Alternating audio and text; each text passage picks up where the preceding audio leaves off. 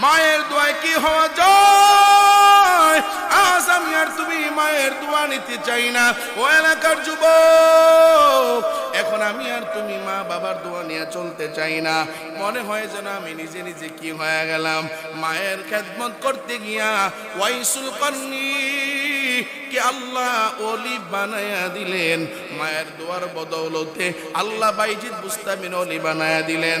মায়ের দোয়ার বদৌলতে আব্দুল কাদের জিলানীকে যুগ শ্রেষ্ঠ ওলি বানায়া দিলেন। এরে মুসলমান, মায়ের দোয়া ছাড়া বিকল্প আর কিছু হইতে পারে না। মায়ের দোয়া লৌহে মুমিন, মায়ের দোয়া লাও, মায়ের দোয়া লৌহে মুমিন, মায়ের দোয়া লাও। বিপদে পড়বে না তুমি যখন যেথায় যাও, বিপদে পড়বে না তুমি যখন যেথায় যাও। মায়ের দোয়া লৌহে মুমিন, মায়ের দোয়া লাও, মায়ের দোয়া লৌহে মুমিন, মায়ের দোয়া লাও। একটি গেলাস পানির ফলে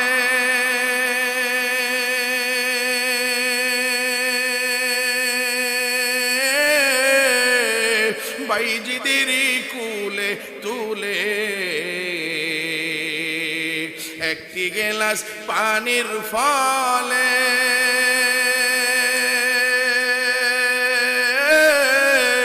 বাইজিদের কুলে তুলে, হাত তুলে মা বলে বাইজিদ কে ওয়ালি বানাও, হাত তুলে মা বলে বাইজিদ কে ওয়ালি বানাও। মায়ের দোয়া লৌহে মুমিন, মায়ের দোয়া লাও, মায়ের দোয়া লৌহে মুমিন, মায়ের দোয়া লাও। বিপদে পড়বে না তুমি যখন যেথায় যাও, বিপদে পড়বে না তুমি যখন যেথায় যাও। মায়ের দোয়া লৌহে মুমিন, মায়ের দোয়া লাও। মুসলমানের দেশ থেকে মুসলিম যুবকদের চরিত্র নষ্ট করে দেওয়ার জন্য সর্বাগ্রে ষড়যন্ত্র চেষ্টার প্রচেষ্টা চালায় একদল বেঈমান। মুসলিম যুবকদের চরিত্র নষ্ট করে দেওয়ার জন্য যুবকদের হাতে মদের বোতল তুলে দেওয়া হয়েছে। মুসলিম যুবকদের চরিত্র নষ্ট করে দেওয়ার জন্য যুবকদেরকে ইয়াবায় লেলিয়ে দেওয়া হয়েছে। মুসলিম যুবকদের চরিত্র নষ্ট করে দেওয়ার জন্য যুবকদেরকে ইউটিউবের অশ্লীল ভিডিও বেহায়াপনায় লেলিয়ে দেওয়া হয়েছে। মুসলিম যুবকদের চরিত্র নষ্ট করে দেওয়ার জন্য মুসলিম যুবকদেরকে টাসের আড্ডায় পাগল করে দেওয়া হয়েছে। মুসলিম যুবকদের চরিত্র নষ্ট করে দেওয়ার জন্য যুবকদেরকে জুয়ার আড্ডায় পাগল করে দেওয়া হয়েছে। মুসলিম যুবকদেরকে টাসের আড্ডায় লেলিয়ে দিয়ে, গানের আড্ডায় লেলিয়ে দিয়ে, ইউটিউবের অশ্লীল ভিডিও বেহায়াপনায় লেলিয়ে দিয়ে মুসলিম যুবকদের চরিত্র নষ্ট করে দেওয়ার জন্য এবং বিশ্বব্যাপী থেকে মুসলমানের নাম নিছানা মুছে দেওয়ার সর্বাগ্রে ষড়যন্ত্র চেষ্টার প্রচেষ্টা চালা একদল বেঈমান জমিনের মধ্যে আছে না নাই? আরো জোরে কোন আছে না নাই? আমরা বলতে চাই, ও জাফরগঞ্জ দেবিদ্বারের মুসলমান যুবক সন্তান, ভালো করে শুনে নাও। তাসের আড্ডায় পাগল হলে হবে না, জোয়ার আড্ডায় পাগল হলে হবে না, ইউটিউবের অশ্লীল ভিডিও বেহায়াপনায় পাগল হলে হবে না, খেলায় উন্মাদনায় ব্যস্ত হলে হবে না। সমস্ত তাসের আড্ডা, জোয়ার আড্ডা, মদের আড্ডা, ইউটিউবের অশ্লীল ভিডিও বেহায়াপনা সমস্ত কিছু ছেড়ে দিয়ে আল্লাহর কোরআনের ছায়া তলে আসতে হবে। কথা কান ঠিক কিনা? তাসের আড্ডা, জুয়ার আড্ডা, মদের আড্ডা সব কিছু ছেড়ে দিয়ে আল্লাহর কোরআনের ছায়া তুলে আসতে রাজি কারা কারা? দুইটা হাত আমার মাওলানা দেখায়া দাও। নারাই তাকবীর, নারাই তাকবীর। আল কোরআনের আলম, আল হাদিসের আলম, নারাই তাকবীর। এই আপামর তাওহীদ মুসলিম জনতা ভালো করে শুনে রাখুন, শিক্ষিত সমাজ ভালো করে শুনে রাখুন, ও শ্রেষ্ঠ সন্তান যুবক ভালো করে শুনে রাখুন। যদি তাসের আড্ডা, জুয়ার আড্ডা, মদের আড্ডা সব কিছু ছেড়ে দিয়ে আল্লাহু আকবারের স্লোগান দিতে পারো তারিক বিন জিহাদের মতো, যদি আল্লাহু আকবারের স্লোগান দিতে পারো শাহজালাল ইয়ামানির মতো, যদি ইমানি চেতনায় জাগ্রত হয়ে স্লোগান দিতে পারো মোহাম্মদ বিন কাসিমের মতো, আল্লাহর জাতু সিফাতের কসম করে বলি, যারা বাংলার জমিনে দীর্ঘ লম্বা সময় ভারতের অঙ্গরাজ্য বানাইতে চেয়েছিলেন, দালালি করেছিলেন, কিন্তু পারে নাই। এখনো যারা ভারতের দালালি করে বাংলাদেশের খুলনা, চট্টগ্রাম, যশোর, বেনাপোল এবং পার্বত্য অঞ্চলকে ভারতের অঙ্গরাজ্য বানাইতে চায়, আল্লাহর জাতু সিফাতের কসম 16 বছরের জুলুমবাজ যেমন বাঁধতে বাধ্য হয়েছে, ছাত্র জনতা আল্লাহু আকবারের স্লোগান অব্যাহত রাখো। কসম খোদার, দিল্লির দালাল যারা এখনো বাংলার জমিনে বসবাস করে, তারাও বাংলার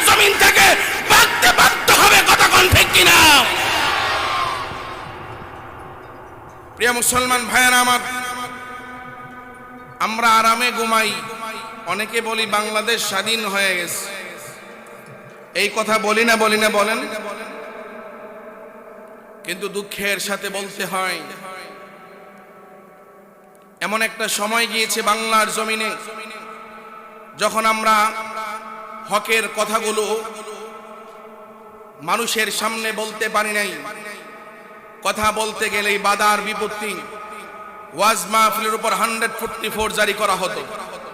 কথা কন, গানের আয়োজনে কোনো অনুমতি লাগতো না, হিন্দুদের পূজায় কোনো অনুমতি লাগতো না, কিন্তু ওয়াজ মাহফিল হলে, তাফসীর কোরআন মাহফিল হলে পরে অনুমতির জন্য পায়ের জুতা ছিঁড়তে হতো। কথা কন ঠিক কিনা? কিন্তু আমরা লক্ষ্য করে দেখেছি ছাত্র জনতার মাধ্যমে আল্লাহর ফজল ও করম, আল্লাহর মেহেরবানিতে যাই হোক, এই জুলুম থেকে আল্লাহ আমাদের হিফাজত করেছেন। তবে বর্তমানেও আমরা লক্ষ্য করে দেখেছি উম্মতে উলামায়ে কেরাম শুধু নয়, আপামর তাওহীদ মুসলিম জনতা সকলের এক আর ঐক্য আওয়াজ, সকলেই একমত। সবাই চায় স্বাধীনতার 53 বছর আমরা দেখেছি একুল আর ওকুল, নেতার পরিবর্তন হয়েছে কিন্তু নীতির কোনো পরিবর্তন হয় নাই। কথা কন, নীতির কোনো পরিবর্তন হয় নাই। সবার কথা একটাই, এবার চাই কোরআন সুন্নাহর বাংলাদেশ। কথা কয় না? আপনারা মনে হয় রাজি না? বাংলাদেশ সংবিধানে কোরআন শাসন হোক, কোরআন রাজ কায়েম হোক এবং বাংলাদেশের সংবিধান কোরআনের সংবিধান হোক। আমরা চাই না? প্রিয় মুসলিম জনতা, দুঃখের সাথে বলতে হয় এখনো এই সময় এসে একদল ভাই কোরআনের মাহফিলে বাধা দেয়, এখনো বাধা দেয়। এটা দুঃখজনক ব্যাপার নয়? আমাদের দুইজন ওয়াইজিন দেখলাম কিছুক্ষণ আগে সোশ্যাল মিডিয়ায়, তাদেরকে পাশে বসা ব্যক্তিবর্গরা তাদেরকে মারতে গেছেন। ওনারা নাকি বিএনপির নেতা। হুজুরের অপরাধ হলো, হুজুর বলছে কোরআন ওয়ালারা ক্ষমতায়, আপনারা একবার নিয়ে দেখেন এবং কোরআন সুন্নাহ দিয়া রাষ্ট্র পরিচালনা যারা করবে তাদেরকে রাষ্ট্র ক্ষমতায় বসান। যারা একুল হয়েছে, দলের পরিবর্তন হয়েছে, নেতার পরিবর্তন হয়েছে, নীতির কোনো পরিবর্তন হয় নাই। মদিনার সনদ দিয়ে দেশ চালাবে বলে মদিনার সনদে না চালাইয়া দিল্লির গুজরাটের কোষাই মুদির সনদে দেশ চালিয়েছেন। দ্বিতীয় এরকম কেউ যেন মসনদে বসে মানুষের উপর জুলুম করতে না পারে, অত্যাচার করতে না পারে, নির্যাতন করতে না পারে, নিপীড়ন করতে না পারে, আয়নাঘর বানাইতে না পারে, এই কথা বলা অপরাধে বক্তাকে মারতে আসছেন এবং মাহফিল বন্ধ করে দিয়েছেন। আপামর তাওহীদ মুসলিম জনতা, সাবধান হয়ে যাও। যেই বাংলার মুসলমান রক্ত দিতে জানে, শাহাদাত বরণ করতে জানে, যেই বাংলাদেশের সাঈদের জন্ম, মুগ্ধবাইয়ের জন্ম, আহনাফের জন্ম, আল্লাহর জাত ও সিফাতের কসম করে বলি, এক সাঈদ গিয়েছে, হাজার সাঈদ জীবন দেওয়ার জন্য প্রস্তুত হয়ে আছে। সাবধান হয়ে যাও। পূর্বেও কোরআনের আলোচনা চলেছে, কোরআনের হক কথাগুলি চলেছে এবং সকলের একার ঐক্যমত হলো এখন বাংলার জমিনে কোরআন সুন্নাহ দিয়ে দেশ চালাবে যারা, তারাই ক্ষমতা বসবে এবং কোরআন সুন্নাহ ছাড়া দেশ চালানোর কেউ যদি পায়তারা করে, কসম খোদার, তারাও বাংলার জমিনে টিকতে পারবে না। কথা কোন ঠিক কিনা?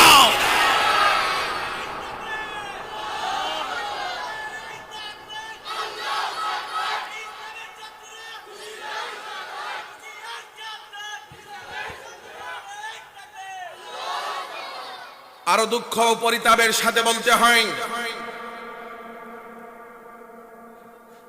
একদল উলামায়ে কেরাম দীর্ঘ লম্বা সময় জেল আর জুলুম খেটে অত্যাচারিত, নির্যাতিত হয়ে মাজলুম হয়ে শিকার, এরপরও দিন থেকে তারা দুর্বৃত্ত হয়ে যায় নাই। ফাঁসির কাস্টে ঝুলেছেন, 13 বছর জেল খেটেছেন, ইনজেকশনের বিষ পানের মাধ্যমে প্রিয় মুফাসসির বিদায় হয়েছেন, এরপরও তাগুতের কাছে মাথা নত করে নাই। কথা কন, এরপরও তাগুতের কাছে মাথা নত করে নাই। সুতরাং প্রিয় মুসলিম ভাইয়েরা আমার, আমাদের এক আর ঐক্য আওয়াজ। কিছু উলামায়ে কেরামের দিকে তাকাইলে মনে হয় উলামায়ে কেরাম মসজিদের ইমাম, মাদ্রাসার মুহতামিম, এরা কমিটিকে খুশি করার জন্য এমন ভাবে কথা বলে, দলের সাথে দল মিলাইয়া, মতের সাথে মত মিলাইয়া কথা কয়। এরা সভাপতি নারাজ হয়, সেক্রেটারি নারাজ হয়, ক্যাশিয়ার নারাজ হয়, যেই কথাগুলি বললে এই কথাগুলি বলে না চাকরির ভয়ে, কথা কয় না, হক কথাগুলি বলে না। সভাপতি দুর্নীতিবাজ, চাঁদাবাজ, টেন্ডারবাজ, সেক্রেটারি ঘুষখোর, সুদখোর, ইমাম সাহেব কয় না। এই এলাকায় নাই, কিন্তু নারায়ণগঞ্জে আছে। কি হবে আলেম হয়ে ইমাম সেজে সমাজেতে, পারো যদি সত্য কথা উচ্চ সুরে না বলিতে। ঠিক কিনা বলেন? আপনারা রাগ করতেছেন? রাগ করলে বলবো না। রাগ করতেছেন আপনারা? কি হবে আলেম হয়ে ইমাম সেজে সমাজেতে, পারো যদি সত্য কথা উচ্চ সুরে না বলিতে। চাকরির ভয় করো যদি ছেড়ে দাও ওই না গদি, চাকরির ভয় করো যদি ছেড়ে দাও ওই না গদি। কি হবে ধোঁকা দিয়ে আল্লাহকে? ঠিক কিনা বলেন? কি হবে ধোঁকা দিয়ে আল্লাহকে? কি হবে বেঁচে থেকে? কি হবে বেঁচে থেকে? অযথা বিদ্যা শিখে যদি না গড়তে পারি শোষণবিহীন সমাজটাকে। কি হবে বেঁচে থেকে? কি হবে বেঁচে থেকে? অযথা বিদ্যা শিখে যদি না গড়তে পারি শোষণবিহীন সমাজটাকে। কি হবে এই শিক্ষা দিয়ে? কি হবে এলাম দিয়ে? আমি যদি জাতিকে সঠিক পথ দেখাতে না পারি, আমি যদি সত্যকে সত্য বলতে না পারি, গোসকে গোস না বলতে পারি, আমি কি যদি সাদাকে সাদা না বলতে পারি, কালাকে কালা না বলতে পারি, রিকশা চালাইয়া ভাত খাওয়া উচিত। আল্লাহ আমাদের হেফাজত করেন, বলেন আমিন। কোরআনের মাহফিলে বাধা দেয়, 144 জারি করে, আল্লাহ তাদেরকে হেদায়েত দান করুন। প্রিয় ভাইয়েরা আমার, ভূমিকা বেঁধে রেখে সরাসরি তিলাওয়াতকৃত আয়াতের মধ্যে ঢুকে যাব। আমার শায়খ মুর্শিদ আল্লামা শাহ ইলিয়াস সিদ্দিকী জমির আপনাদের আজকের প্রধান মেহমান। হযরত বেশিক্ষণ কথা বলেন না, মুখতাসার কথা বলেই দোয়া করে দিবেন ইনশাআল্লাহ। 10টা পর্যন্ত আর আধা ঘন্টা সময়। আপনারা আছেন তো? আপনারা যদি সাহস দেন তাইলে আমি সামনে আগাবো, না হয় হুজুরকে নিয়ে আসবো। আধা ঘন্টা সময় চলবে? থাকবেন না ভাগবেন? থাকবেন তো ইনশাআল্লাহ? কারা কারা থাকবেন না দেখি তো? থাকবেন না? মাশাআল্লাহ। কারা কারা থাকবেন? নারে তাকবীর। আল্লাহ কবুল করেন, বলেন আমিন। আল্লাহ বলেন, ওয়াকাদা রাব্বুকা আল্লা তা'বুদু ইল্লা ইয়্যাহ ওয়া বিল ওয়ালিদাইনি ইহসানা। ভালো করে দিলের কান লাগায়া মনোযোগ সহকারে শোনা মুসলমান। ওয়াকাদা রাব্বুকা আল্লা তা'বুদু ইল্লা ইয়্যাহ, এই কথা কার? আল্লাহর নাম নিতে কি লজ্জা হয়? আল্লাহর নাম নিলে কি গুনাহ হয় নাকি সওয়াব হয়? একটু দেখি জোরে আওয়াজ করে বলেন তো আল্লাহ। আরো জোরে কোন আল্লাহ। আল্লাহ বলেন, ওয়াকাদা রাব্বুকা আল্লা তা'বুদু ইল্লা ইয়্যাহ, আমি রব ছাড়া দ্বিতীয় আর কারো কোনো গোলামি চলবে না। রব কয়জন? আল্লাহ কয়জন? গোলামি চলবে কয়জনের? মসজিদে আইন চলবে কার? মসজিদে গোলামি চলবে কার? আল্লাহ কয়, ওয়াকাদা রাব্বুকা আল্লা তা'বুদু ইল্লা ইয়্যাহ, আমি রব ছাড়া দ্বিতীয় আর কোন রবের কোন গোলামি করা যাবে না। আমি ইলাহ ছাড়া দ্বিতীয় আর কোন ইলাহর কোন ইবাদত করা যাবে না। আমাদের এক আল্লাহর গোলামি করতে হবে। তবে দুঃখের সাথে বলতে হয়, একদল 5 ওয়াক্ত নামাজি হাজি গাজী, সামনের কাতারের মুসল্লি, মসজিদে সবার আগে গিয়ে আওয়াজ দেয়া দেয়, আল্লাহু আকবার কবীর, আমি হাজির। নতুন খতিব নিয়োগ হয়েছেন, জুমার খতিব। ইমাম সাহেব আলোচনা করতেছেন, আমরা সবাই আল্লাহর গোলাম। সবাই হাত তুলে কয়, হ্যাঁ অবশ্যই হুজুর, আমরা আল্লাহর গোলাম। ইমাম সাহেব প্রথম জুমায় নামাজের বয়ান করার কারণে সমস্ত মুসল্লিরা کرام কয়, ইমাম সাহেব বড় চমৎকার আলোচনা করেন। দ্বিতীয় জুমায় রোজার বয়ান করার কারণে এবার সবাই ডাক দিয়া বলেন, চমৎকার আলোচনা করেন, আল্লাহু আকবার কবীর। তৃতীয় জুমায় মা বাবার খেদমতের বয়ান করলেন। সভাপতি সেক্রেটারি সাহেব কয়, এমন খতিব কই পাইনি, বড় চমৎকার আলোচনা করে। এর পরের জুমায় ইমাম সাহেব ডাক দিয়া কয়, মসজিদ হলো আল্লাহর ঘর, মসজিদ চলবে আল্লাহর আইন দিয়া। এবার সময় ডাক দেয়া কয় হা হা হা, অবশ্যই মসজিদ হলো আল্লাহর ঘর এবং মসজিদ চলবে আল্লাহর আইন দিয়া। ইমাম সাহেব কয় তাইলে মসজিদে ঢুকতে হলে ডান পা দিয়া ঢুকতে হবে, এটা আমার মালিকের আইন। সভাপতি কয় মেনে নিলাম। এবার ইমাম সাহেব ডাক দিয়া কয় মসজিদ থেকে বের হওয়ার সময় বাম পা দিয়া বের হতে হবে, এইটা হলো আমার আল্লাহর আইন। সেক্রেটারি সাহেব ডাক দিয়া কয় এটাও মেনে নিলাম। এ দেবিদ্বারের মুসলমান, দুঃখের উপরিতাপের বিষয়, ইমাম সাহেব নামাজের বয়ান করে, রোজার বয়ান করে, যাকাতের বয়ান করে এবং মা বাবার খেদমতের বয়ান করে। মুসল্লিনে কেরাম সামনের কাতারের মুসল্লিরাও ডাক দেয়া কয় ঠিক ঠিক আছে, এত মজার বয়ান আর কোথায় পাওয়া যায়? আল্লাহু আকবার কাবীরা। পরের জুমা ইমাম সাহেব ডাক দেয়া কয় জমিন কার? সবাই আওয়াজ দিয়া কয় আল্লাহর। কয় আমারে বানাইছে কে? কয় আল্লাহ বানাইছে। আপনাদের বানাইছে কে? কয় আল্লাহ বানাইছে। আসমান বানাইছে কে? কয় আল্লাহ বানাইছে। জমিন বানাইছে কে? আল্লাহ বানাইছে। সৃষ্টিকার?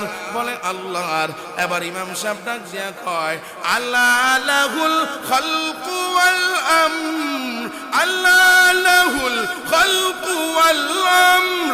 ইমাম সাহেব ডাক দিয়ে বলেন সৃষ্টি যার, আইন চলবে তার। মসজিদ আল্লাহর ঘর, মসজিদে চলবে আল্লাহর আইন দিয়া। ঘরও আল্লাহর, ওই ঘরও চলবে আল্লাহর আইন দিয়া। পরিবার দিছে আল্লাহ, ওই পরিবার চলবে আল্লাহর আইন দিয়া। জমিন আল্লাহর, জমিন চলবে আল্লাহর আইন দিয়া। সংসদ ভবন চলবে আল্লাহর আইন দিয়া। গণভবন চলবে আল্লাহর আইন দিয়া। আল্লাহু আকবার কাবীরা। এবার কেউ কেউ মুখ ফিরায়া নেয়। একদল মুসল্লিরা ডাক দিয়া কয় ইমাম মনে হয় রাজনীতি করে। কথা কন ঠিক কিনা? এরে মুসল্লি ভালো করে শোন, সামনের কাতারের মুসল্লি, আল্লাহর জমিনে আল্লাহর কোরআনের আওয়াজ কায়েম হোক, রাষ্ট্র ক্ষমতায় কোরআন যাক, রাষ্ট্রের সংবিধান হোক কোরআন, শরিয়া দিয়ে বিচার হবে। এই মতের মধ্যে তুমি নাই, এই মতের মধ্যে একমত হতে পারো না, লিখে রাখো, লিখে রাখো সাদা কাগজ দিয়া, সাদা কাগজে লিখে রাখো। তুমি বাইতুল্লাহ গিয়া আল্লাহু আকবার, ওই হাজরে আসওয়াদ, ওই পাথর চুম্বন করতে পারো, তুমি তাহাজ্জুদ গুজারি হইতে পারো। আল্লাহর জাতু সিফাতের কসম, রমজানের 30টা রোজা রাখনেওয়ালা হইতে পারো। আল্লাহর জমিনে আল্লাহর কোরআনে শাসন কায়েম হবে, এই বেলায় একমত হতে পারো না। উলামায়ে কেরাম আছেন, ভুল হলে ধরায়া দিবেন। আর যদি আমি শুধরায়া যাই আলহামদুলিল্লাহ, না শুধরাইলে জুতাগুলো রেডি রাখেন, স্টেজ থেকে নামলে আমারে জুতা দিয়ে মারবেন। আল্লাহর জাতু সিফাতের কসম করে বললাম, আপনার এই নামাজ আর রোজা হজ যাকাত আপনারে জান্নাতে নিতে পারবে না। এরে মুসলমান ভাইয়েরা আমার, নামাজি হাজি গাজী রোজাদার, আল্লাহর জাতু সিফাতের কসম, যারা এই জমিনে আল্লাহর জমিনে আল্লাহর আইন দিয়া দেশ চলবে, এই কথায় যারা একমত হতে পারে না, তাদের নামাজ রোজা হজ যাকাত কোনো লাভ হবে না। ঠিক কিনা বলো? এরে মুসলমান ভাইয়েরা আমার, জমিন কার? সব কথা কয় না। আল্লাহর জমিন, এটা কোনো সন্দেহ আছে? মনে হয় অনেকের মনে সন্দেহ আছে। জমিন কার? আমি কার? আপনারা কার? বলেন আসমান কার? এই যে এই জমিনে বসে আছেন, এই জমিনটা কার? যে জমিনে ফসল ফলাদি ফলান, প্রশ্ন রাখলাম জবাব চাই।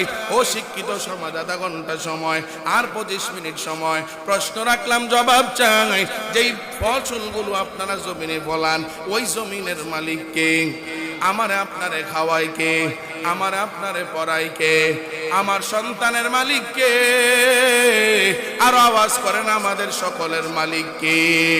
সমস্ত ক্ষমতার মালিক কে? আরে মুসলমান, আল্লাহর জমিন আমি আল্লাহর, আপনারাও আল্লাহর। আসমান আল্লাহর, আল্লাহর জমিন আল্লাহর, আল্লাহর জমিনে আল্লাহর কোরআনের কথা হবে, আল্লাহর বিধান রাষ্ট্র কায়েম হবে, আল্লাহর কোরআন দিয়া রাষ্ট্র পরিচালনা হবে। কেউ বাধা দিতে আসলে আল্লাহর জাত সিফাতের কসম তার জিহ্বা টেনে কুকুরের নাস্তা বানায়া ছাড়বো। কথা কোন ঠিক কিনা? আল্লাহর জমিনে আল্লাহর কোরআনের কথা হবে, রাষ্ট্র কায়েম হবে কোরআন দিয়া, আর কোরআনী শাসন কায়েম হবে। এই কথা বললে বক্তাকে উঠায় আনিও, 100% জারি করবা, কোরআনের মাহফিল বন্ধ করে দিবা, সাবধান হয়ে যাও। জাহিদের মতো জীবন দেওয়ার মতো হাজার যুবক প্রস্তুত হয়ে আছে। কথা কোন ঠিক কিনা? আল্লাহ আমাদের বুঝার তৌফিক দান করুন, বলেন আমিন। রাগ করলেন আপনারা? আয়াতের শেষ অংশ, দ্বিতীয়াংশ, প্রথমাংশে আল্লাহ বলেন আমি আল্লাহ ছাড়া দ্বিতীয় আর কারো কোনো গোলামি করা যাবে না। কথা মানেন তো ইনশাআল্লাহ? মানেন? তাইলে যারা আল্লাহর গোলাম হইতে চান, ভোটের সময় 500 টাকায় যারা ভোট বিক্রি করেন, বলেন তারা কার গোলাম? যারা 1000 টাকার বিনিময়ে ভোট বিক্রি করে। আপনারা একটা কথা বলি, রাগ করিয়েন না, দেশে যত জুলুম হয়, অত্যাচার হয়, নির্যাতন হয়, আমার আপনার ভোটে যারা ক্ষমতায় যায় তারা যা করে, আমার ভোটের মাধ্যমে, সাপোর্টের মাধ্যমে যারা গেছে, বিশ্বাস করেন তারা যত অন্যায় করে এর কিছু ভাগিদার, এক অংশ আমিও ভাগিদার। ময়দানে মহাশরে আপনিও বাঁচতে পারবেন না, আরামে ঘুমান। বলে তারা নাই, কিন্তু আমরা তো আছি, অসুবিধা নাই। কিন্তু খবরদার, ময়দানে মহাশরে আল্লাহর আদালতে জবাব দিতে হবে। আল্লাহ বুঝদান করুন, বলেন আমিন।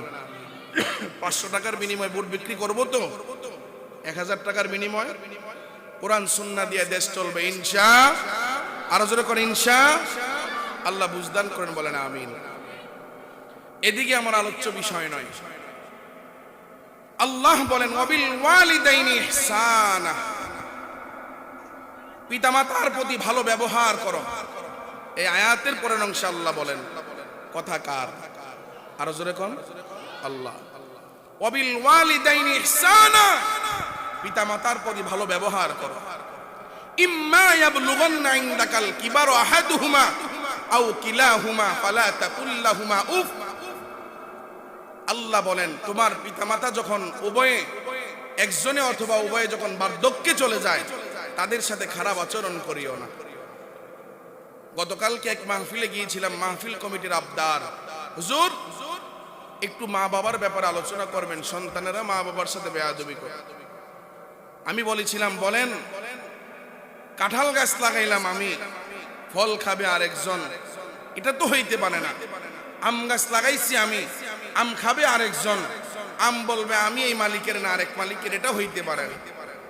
ছেলে আমার, কষ্ট করলাম আমি, মা কষ্ট করলেন 10 মাস 10 দিন, বাবা কষ্ট আর পরিশ্রমের মধ্য দিয়ে ভালো একটা শীতের জামা পরে নাই, ভালো একটা খানা খায় নাই, সন্তানকে মানুষ করবে বলে, আর এই সন্তান বড় হওয়ার পরে কথা শুনবেন, এটা তো হতেই পারে না। ব্যাকগ্রাউন্ড চেক করে দেখেন, সন্তান যখন ভূমিষ্ঠ হয়েছেন, কোরআন হাদিসে মসজিদের খতিব সাহেব বলেছিলেন, সন্তান ভূমিষ্ঠ হওয়ার পরে সন্তানকে তার বালেগ হওয়া পর্যন্ত এক নীতিমালা, নিয়ম নীতি পদ্ধতি আছে, এইভাবে তাকে বড় বানান। যদি বানান কোরআন সুন্নাহ মোতাবেক, আল্লাহর কসম এই ছেলে বড় হওয়ার পরে আর কিছু করুক আর না করুক, মা বাবার সাথে বেয়াদবি করবে না, মা আর বাবাকে বুড়া আর বুড়ি বলবে না। আজকের সমাজে মা বাবা বুড়া হয়ে গেলে সন্তানের কাছে বোঝা মনে হয়, আপনাদের এলাকা হয়তো নাই, সন্তানের কাছে বোঝা মনে হয়, বোঝা। ডাক্তারের কাছে নিয়ে যাইবে মন চায় না, এত কত ডাক্তারের কাছে নেবে। ছেলে 4-5 জন হইলে মানে আমার ভাগে যেন না পড়ে, এই ধান্দায় থাকে। আছে না নাই? আরো জোরে কোন আছে না নাই? মানে মা বাবার খেদমত করবে এই চিন্তা চেতনা দিলের মধ্যে নাই, এটা বোঝা মনে করে, বোঝা মনে করে। অথচ মা বাবার খেদমতের কারণে আল্লাহ যুগে যুগে যুগে যুগে আল্লাহ ওলি বানায় দিয়েছে। একটা ছোট্ট উপমা দিলেই আপনারা সহজে বুঝতে পারবেন। এলাকার জোয়ান যুবক সন্তান, ভালো করে বোঝার চেষ্টা করো। আজকে তোমার বাবাকে বুড়া বলো, তোমার মাকে বুড়ি বলে আওয়াজ দাও, অথচ তোমার এই মা আর বাবা শিশুকালে তোমার যদি ফালায়া দিতেন, গতকালকের আগের দিন দেবিদ্বার থেকে চান্দিনা এক রোড আছে, এই রোডের এক পাশে বাররা গ্রামের পাশে এক নবজাতক সন্তান, ছোট্ট মাসুম বাচ্চা, পাউগুলি বেঁধে বাইদা এবং এক বক্সের মধ্যে করে রাস্তার কিনারায় ফালায়া চলে গেছে। এই সন্তান তো আর কিছুই বলতে পারে না।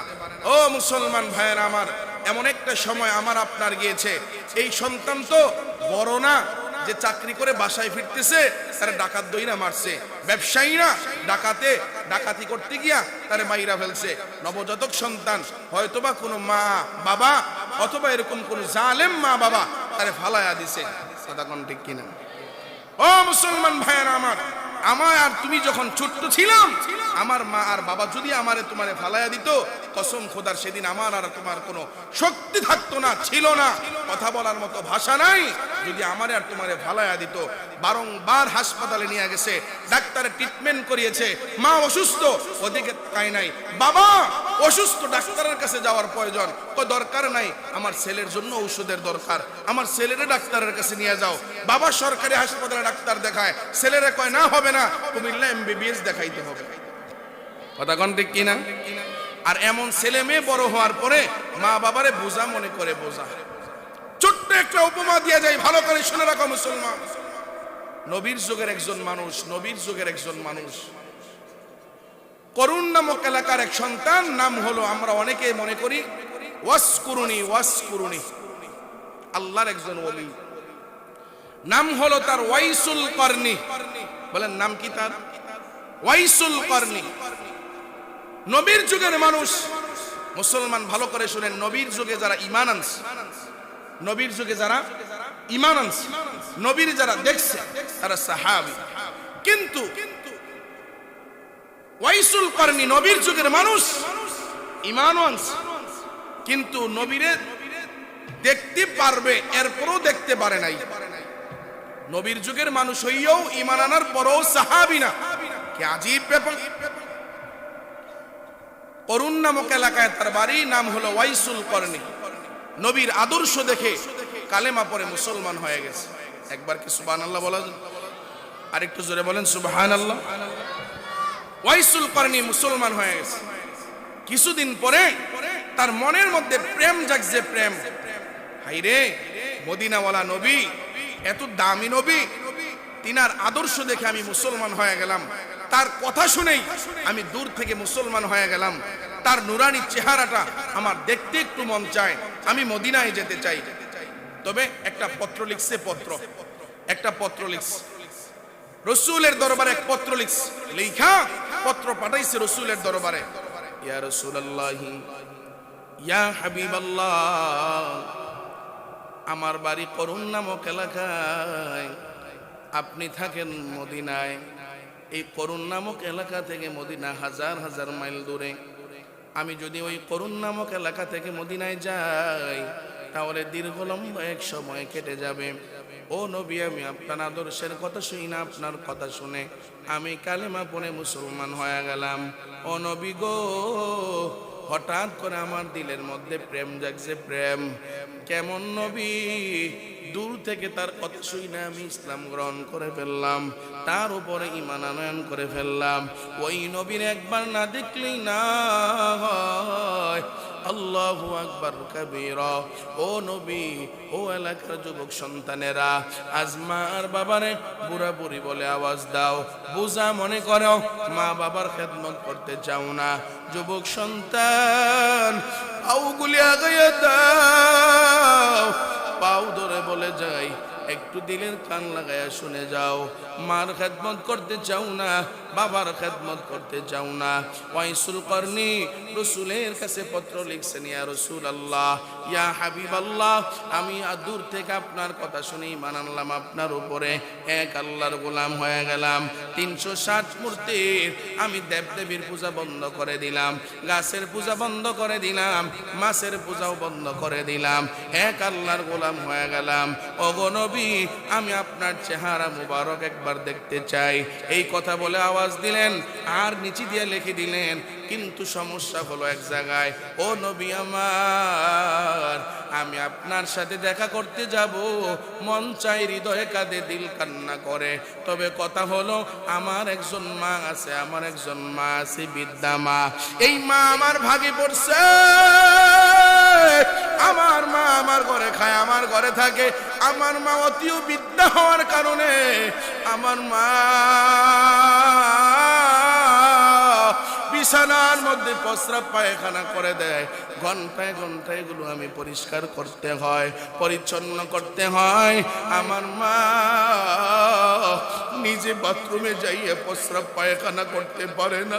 অতিও বিদ্যা হওয়ার কারণে মা নিজের পায়খানাগুলো পরিষ্কার করতে পারে না, নিজের কাজগুলো নিজে করতে পারে না। ও নবী আমার,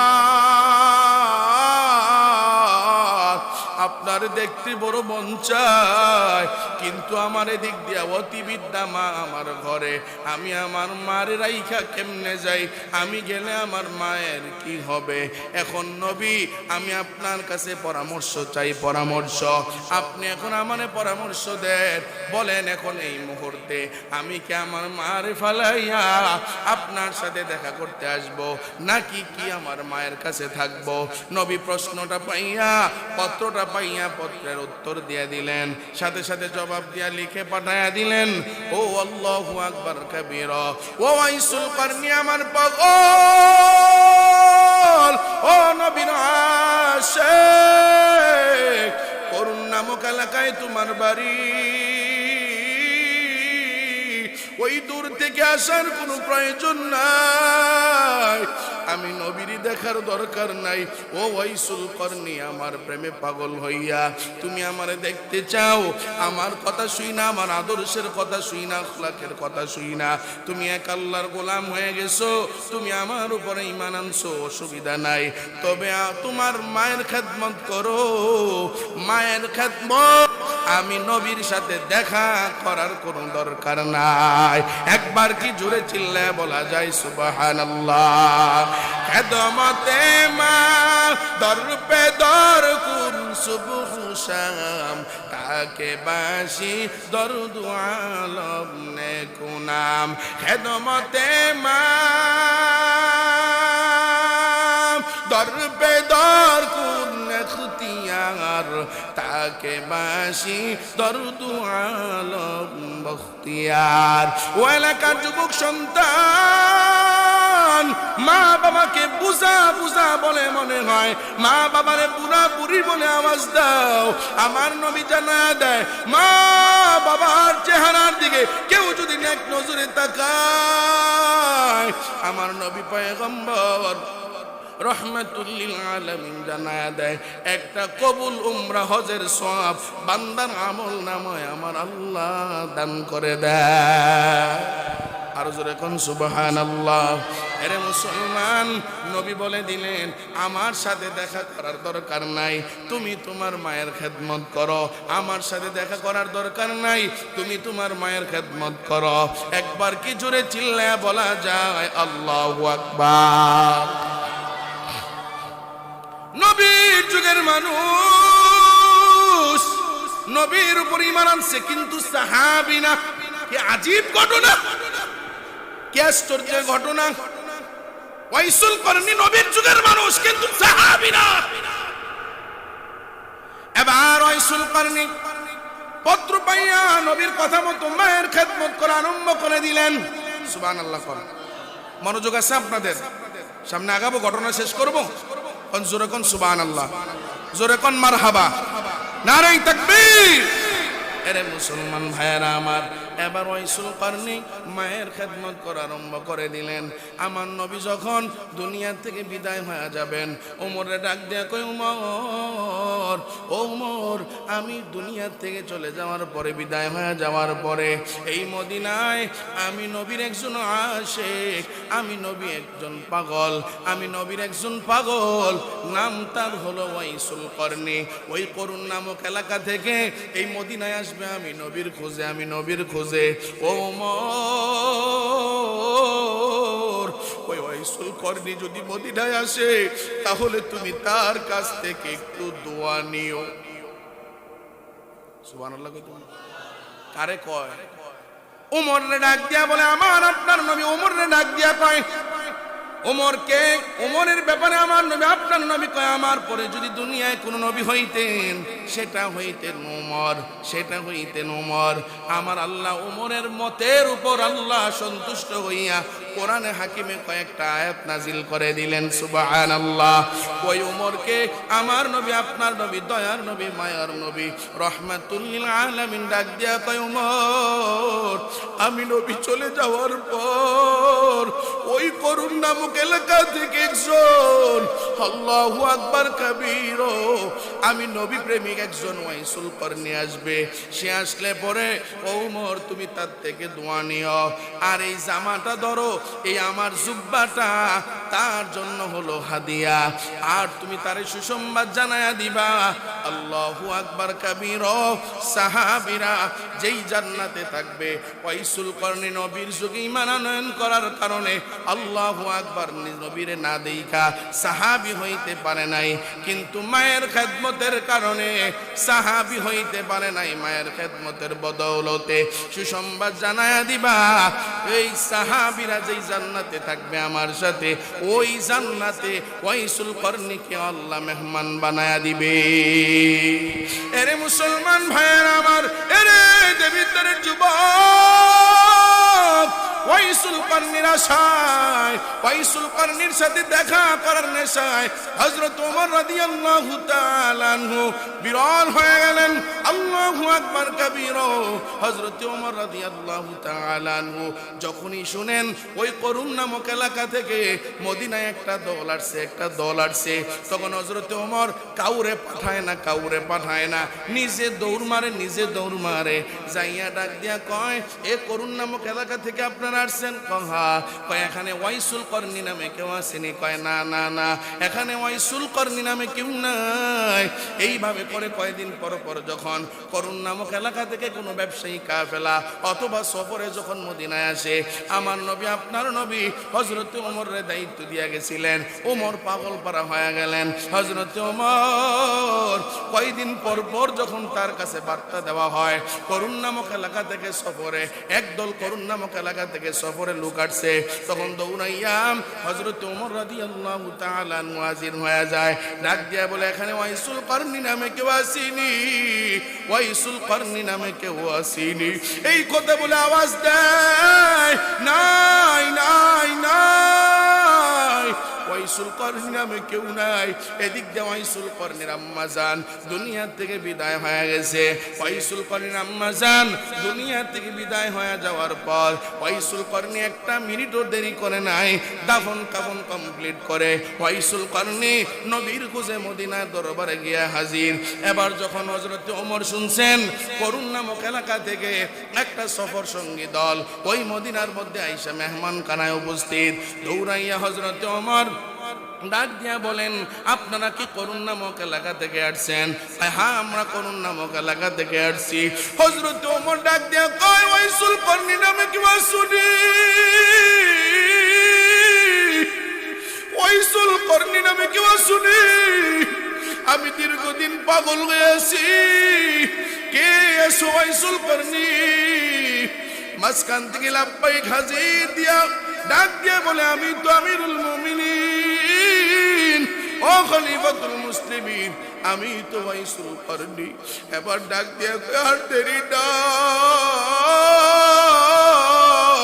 হযরত ওমর দৌড়াইয়া গিয়া ওয়াইসুল করনির জড়াইয়া দইরা এবার আল্লাহু আকবার কাবীরা ওয়াইসুল করনির বুকে জড়াইয়া চোখ বইবে টপ টপ করে পানি পড়া আরম্ভ হয়ে যায়, কান্না করা আরম্ভ করে দেয়। ছোট মাসুম বাচ্চার মতো হাউমাউ করে কান্না করে।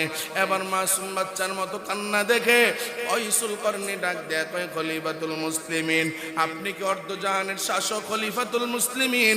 হযরত ওমর নয় কি কহা, আমি অর্ধজাহানের শাসক খলিফাতুল মুসলিমিন হযরতে ওমর। তো আমি সাধারণ একজন ওয়াইসুল করনি, তারে জড়াইয়া আপনি কেন কান্না করেন বুঝলাম না।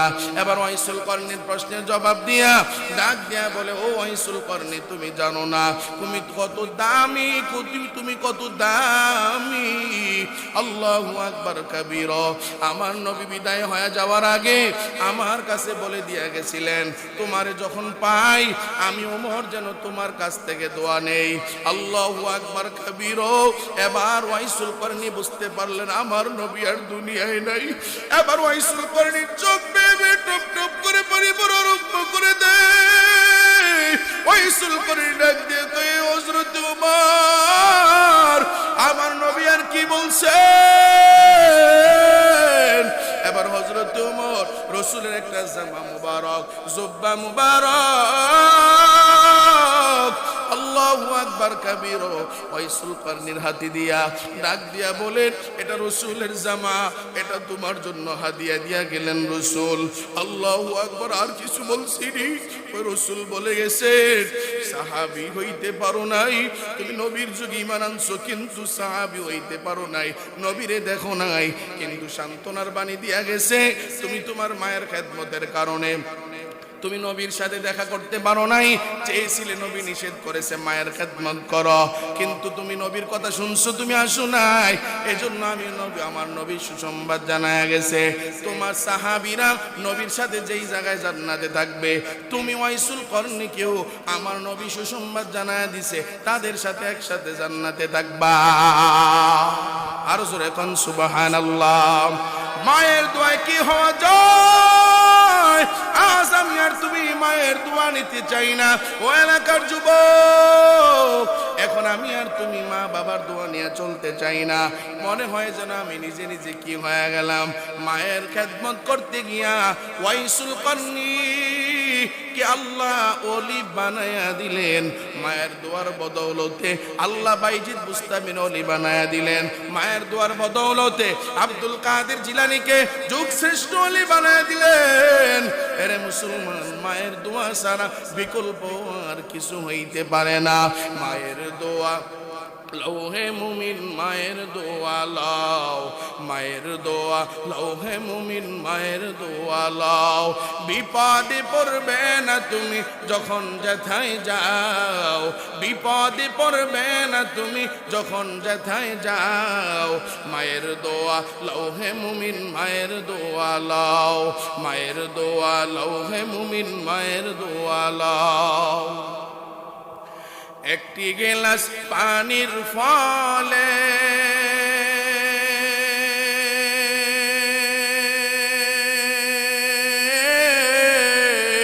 বাইজিদের কুলে তুলে, একটি গেলাস পানির ফলে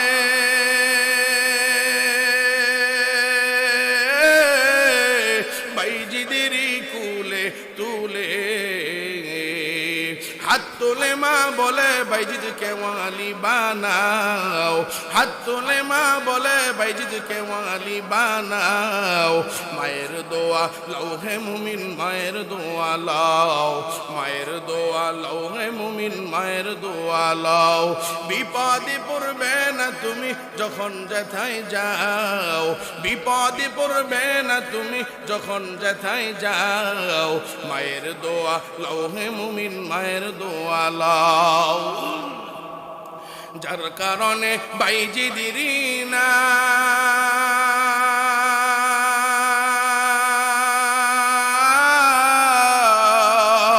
ছড়িয়েছে বিশ্ব ভুবন, যার কারণে বাইজিদের নাম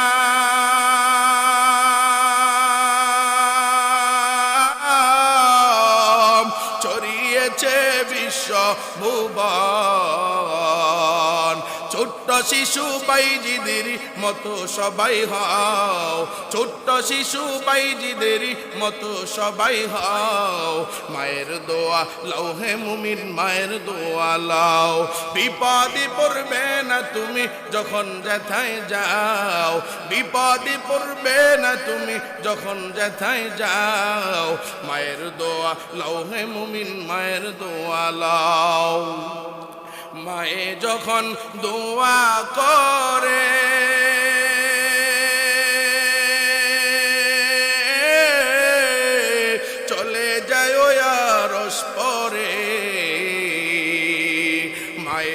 যখন দোয়া করে চলে যায় আরশ পরে সাথে সাথে কবুল হয়ে ফল দেখিতে পাও সাথে সাথে কবুল হয়ে ফল দেখিতে পাও মায়ের দোয়া লও হে মুমিন মায়ের দোয়া লও বিপদে পড়বে না তুমি যখন যেথায় যাও বিপদে পড়বে না তুমি যখন যেথায় যাও মায়ের দোয়া লও হে মুমিন মায়ের দোয়া লও যাহা কিছু হও না কেনে কিছুই না মায়ের দোয়া বিনে যাহা কিছু হও না কেনে কিছুই না মায়ের দোয়া বিনে বাস্তবে না বুইজা মনে কইর না যে ফাও বাস্তবে না বুইজা মনে কইর না যে ফাও মায়ের দোয়া লও হে মুমিন মায়ের দোয়া লও মায়ের দোয়া লও হে মুমিন মায়ের দোয়া লও খেদমতে মা দর পে দর কুন সুবহ শাম তাকে বাসি দরুদ আলম নে গুনাম খেদমতে মাম দর পে দর কুন কুতিয়ার তাকে বাসি দরুদ আলম মুখতিয়ার ও দেবিদ্বারের যুবক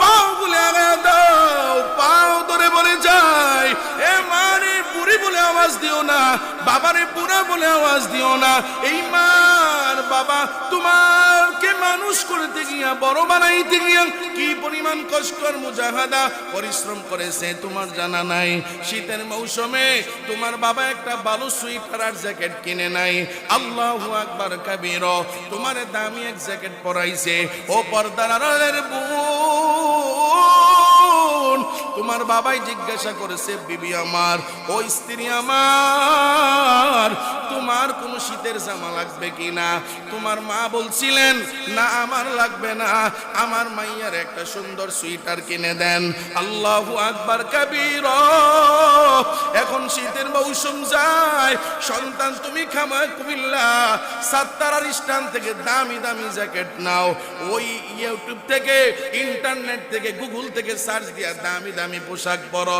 তোমার মা ভালো একটা সুইটার নাই ভালো একটা চাদর নাই তোমার বাবার একটা ভালো জ্যাকেট নাই আল্লাহু আকবার কাবীর তুমি তোমার বিবিরে নিয়া শ্বশুর বাড়ির থেকে পাওয়া দামি এক ডাবল কম্বল নিয়া ঘুমাও তোমার মার বাবা 12 বছর আগের এক সিরা লেপ দিয়া ঘুমায় খবর নাও না শ্বশুর বাড়ি যাওয়ার সময় ফল নিয়ে যাও 2 হাত দিয়া ফলগুলো আলগানোর জন্য আরেকজন লোকের দরকার হয় ফলের অভাব হয় না শ্বশুরের আব্বা বলো আর শাশুড়ির আম্মা জান বলে আওয়াজ দাও খুশি হয়ে যায় সারা বছর মিলে আপন মা আর বাবারে 1 কেজি ফল কিনা তুমি খাওয়াও না এর সন্তান তোমার কি একটু মায়া হয় না তোমার কি একটু দিলে ব্যথা হয় না ওই মা বাবা তোমারে বড় বানাইতে কি পরিমাণ পরিশ্রম করেছে একটা ছোট্ট একটা কথা ভালো করে মনে রাখবা তোমার এই মা বাবা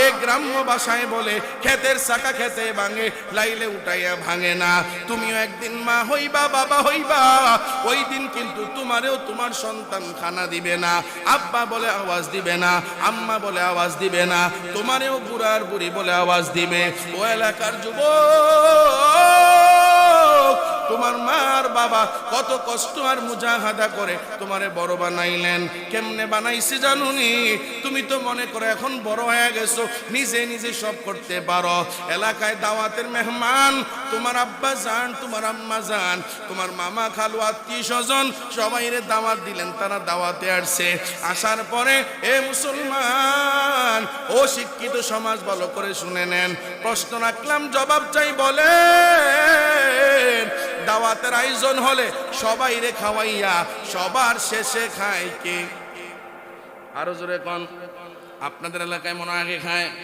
শেষে খায় কে মা শেষে খায় মা, চাচি, ফুফু, খালা, নানি, তারা কিছু মুরব্বী টাইপের মুরব্বী মহিলা, তাদেরকে নিয়ে মা পরে খায়। মা দাওয়াতের আয়োজন করে ওই বুড় রাত্রে ঘুম থেকে জাগ্রত হইয়া এরপরে আল্লাহু আকবার কাবীরা রান্না বান্না আরম্ভ করে দিছে। স্বামীর বাড়ির থেকে আত্মীয় স্বজন আসবে, আমার বাড়ির থেকে আসবে। আল্লাহু আকবার, ছেলের মামিরা, ফুফুরা, খালারা সবাই আসবে। রান্না বান্না চলতেছে। সকালবেলা ঠিকভাবে নাস্তাও খাইতে পারে নাই। একজনে নিয়ে কয়টা মুড়ি দিছে, ওই মুড়ির দিকে মা আম্মা জান তাকাইতেও পারে নাই। আম্মা জান তাকাইতেও পারে নাই, কারণ দুপুরে 1টার সময় আবার সবাইরে খানা দিতে হবে। 1টার সময় টাইম মতো তোমার আম্মা জান সবাইরে খানা দিয়া দিছে, কিন্তু তোমার আম্মা জান খায় নাই। 2টা 3টা বের হইয়া 3:30 আসরের নাগাদ যখন চলে যায়, তোমার চাচি, নানি, মামি, খালারা ডাক দিয়া কয়, আপা আপনি কি খাইবেন না? ও বোন আপনি কি খাইবেন না? ও বোন তুমি কি খাইবা না? চলো তাড়াতাড়ি চলো, তোমার জন্য আমরা বসে আছি। আমরা কি হালকা খাইছি কিন্তু বেশি খাই নাই, তোমার জন্য বসে আছি। এখন আম্মা জান সব কিছু গুছগাছ করে এবার টেবিলের উপরে খানা দেয়। মামিরে, খালারে, নানিরে সবাইরে খানা দিয়া এবার আম্মা যেন খানা নিয়ে বসছেন। কোলের মধ্যে দুধের বাচ্চা, শিশু মাসুম বাচ্চা। ওই মাসুম বাচ্চা মায়ের কোল ছাড়া থাকে না, মায়ের কোল ছাড়া সন্তান থাকে না। আল্লাহু আকবার কাবীরা, আল্লাহু আকবার কাবীরা। ওই সন্তান মা ছাড়া থাকে না। এবার মা সন্তানকে কোলে নিয়ে খাইতে বসছে। মামি ডাক দিয়ে কই, ভাবি আল্লাহু আকবার, সন্তানটা টেবিলের উপরে জায়গা আছে।